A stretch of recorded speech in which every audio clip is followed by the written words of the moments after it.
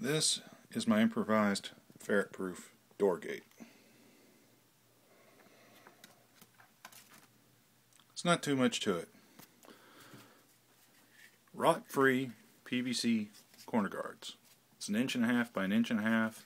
Comes in 12-foot lengths at our local Lowe's for $10. Hardwood plywood, 1/2 inch thick. So far the ferrets haven't figured out how to destroy it yet. It's got a good smooth surface, easy to work with. Our original intention was to use 4 of these attached into the door jamb, sliding these boards in and out. Hey, it worked. It was cheap. Of course, climbing over these or lifting them in and out for the room where we were constantly going, Zena's, was tiring, painful, things like that.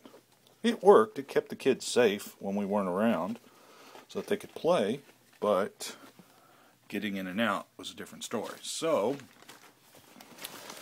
this door had to be reworked, and what I ended up doing was taking some scrap wood from an older project and repurposing the PVC protectors on the outside of the door.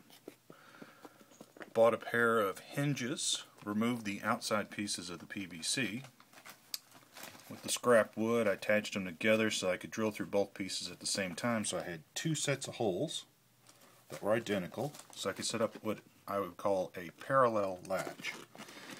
The reason why I needed a parallel latch is the wood's soft, but if it was only being latched at the top instead of, say here, 8 inches off the floor, it had enough play that the kids could push through. So I made this parallel latch, and it supports it up and down the door. And once it's up out of the way, it swings on open nice, even though little Zena's like, ooh, freedom. No, Zena.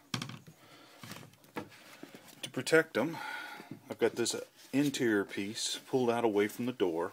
I need to lower it though, to act as a pinch point guard because it doesn't actually come in contact. It's got a little less than 1/4 inch between the actual wood and itself, so that when it closes, if there happens to be a finger or nose there, it doesn't get caught.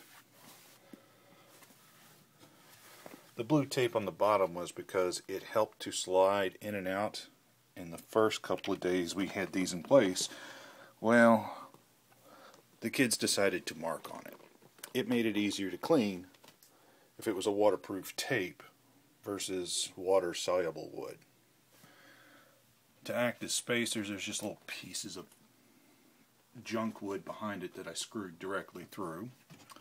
To act as washers to cut down on friction, pieces of plastic. I just cut from a broken box that was plastic, you know, a little storage container you get for $2.